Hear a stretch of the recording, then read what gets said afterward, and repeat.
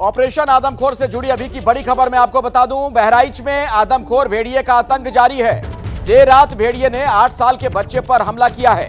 बच्चे को Bahraich medical college में भर्ती करवा दिया गया है। दरअसल यह महसी इलाके की घटना है, जहां पर यादवपुरी गांव में भेड़िए ने हमला किया। तो गांव से अब शहर की ओर बढ़ रहा है भेड़िए का खौफ।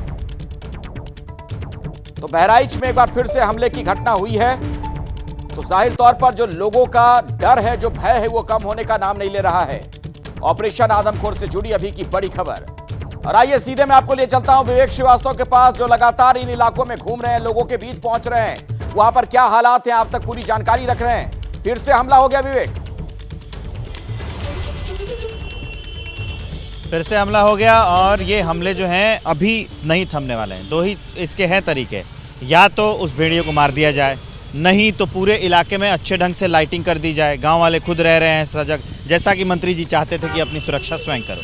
तो ये दो चीज़ें हैं कि या तो भेड़िया मार दिया जाए, जो कि अभी संभव नहीं दिख रहा है। कल शाम की बात है ना, ये यहाँ के जो डीएफओ हैं अजीत प्रताप सिंह सर्च ऑपरेशन करके जब आए थे, तो मैंने कहा कि भाई अगर आप आज सर्च ऑपरेशन करके आए हैं और आपको पता है कि कछार के इन्हीं इलाकों में भेड़िया छुपा हुआ है, तो मार क्यों नहीं देते? किस चीज़ की कमी रह गई है? टीम नहीं है आपके पास, कि आपके पास संसाधनों की कमी है, कि आपके पास हथियार नहीं, इक्विपमेंट्स नहीं है, बताइए। तो उन्होंने कहा कि नहीं, सारी चीज़ें हम कल पकड़ लेंगे। आज शाम का वक्त हो गया है, कोई सूचना नहीं है ऐसी कि आज भेड़िया पकड़ा गया है या आज दिखा भी है, इस बारे में भी कोई सूचना नहीं मिली है। तो सबसे बढ़िया ये जो सर्च ऑपरेशन चल रहा है, तो चल ही रहा है। तो मुझे लगता है कि इन इलाके के लोगों में सबसे ज़रूरी काम है कि प्रशासन अगर लाइट्स लगा रहा है, लाइट्स में भी दिक्कतें हैं। मैं आपको बता दूं कि लाइट्स और जो दरवाजे लग रहे हैं ना, उसमें भी अब गाँव के लोगों में अंदर जो है झगड़ा और विरोधाभास शुरू हो गया है। कहते हैं कि चुन के कुछ इलाकों में लाइट लगाई जाती है, हमारे इलाके में नहीं है। मैं कल गया था, आपको रात की रिपोर्ट मैंने भेजी है गिरधरपुरवा गांव में, वहाँ पे 2-4 ऐसे घर हैं जिन इलाकों में नहीं है। तो प्रशासन को चाहिए कि सारे इलाकों में पहले तो लाइटिंग करे।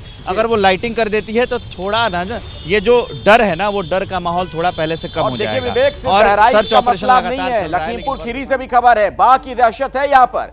यहाँ 45 गाँव ऐसे बताए जाते हैं जो इस वक्त वहाँ पर लोग डरे हुए हैं, सहमे हुए हैं।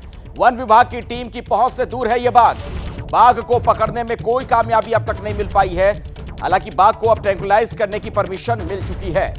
तो भेड़िए से भी बड़ा खौफ, बाघ का खतरा लखीमपुर के कई गांव में। वन विभाग की टीम इसे भी पकड़ने की कोशिश कर रही है, लेकिन अब तक किसी तरह की कोई कामयाबी मिली नहीं है।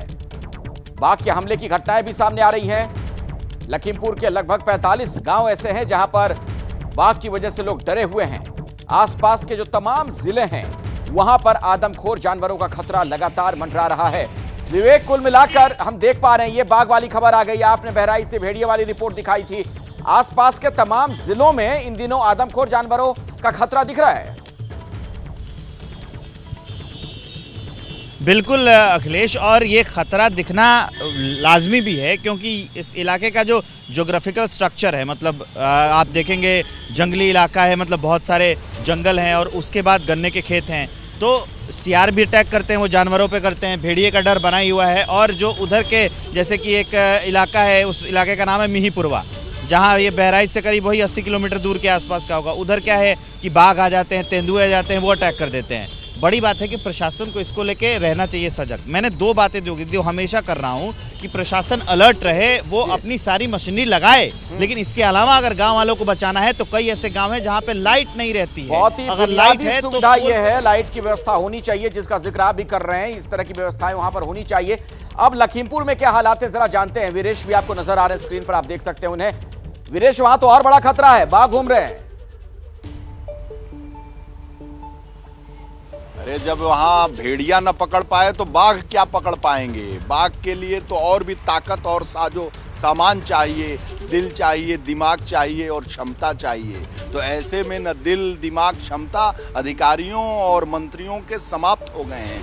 बाघ के खौफ से जो लोग हैं वो दहशत में हैं और साथ ही साथ वो रात भर रत जगा कर रहे हैं, हाथों में लाठी लेकर मंत्री जी की बात को मानते हुए शब्दशः, और कुंडी लगाकर लोगों को, बच्चों को घरों में कैद करके। लेकिन जो वन विभाग है और जो अधिकारी हैं, खैर अभी उनके हाथ जो है बाघ आया नहीं है, और उम्मीद भी मुझे तो कम लग रही है उनकी कार्यप्रणाली, उनकी कार्यविधियों को देखकर, क्योंकि बहुत ही अक्षम और बहुत ही निष्क्रिय व्यवस्था है। और ये व्यवस्था सामने तब आती है जब हम इस तरह की घटना को देखते हैं, उससे रूबरू होते हैं, जहाँ जहाँ हम टेस्टर लगाकर टेस्ट करते हैं वो व्यवस्था फेल नज़र आती है। चाहे वो कोई भी कांड हो जाए, चाहे ऐसी घटना हो जाए, दुर्घटना हो जाए, तब सारी चीज़ें सतह पर दिखती हैं कि आखिर तैयारियां कितनी हैं, कितने सजग हैं, कितने अलर्ट हैं और कितने सक्रिय हैं। तो वो बहुत बहुत शुक्रिया। फिलहाल वक्त इतना ही है वीरेश, आपका धन्यवाद। और हमारे साथ विवेक भी जुड़े हुए थे, आपका भी शुक्रिया।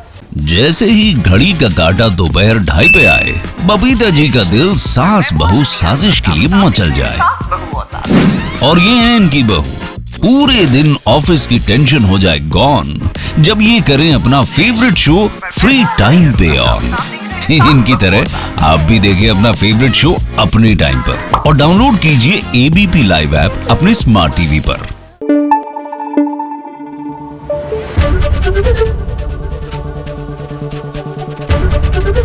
एबीपी न्यूज आपको रखे आगे।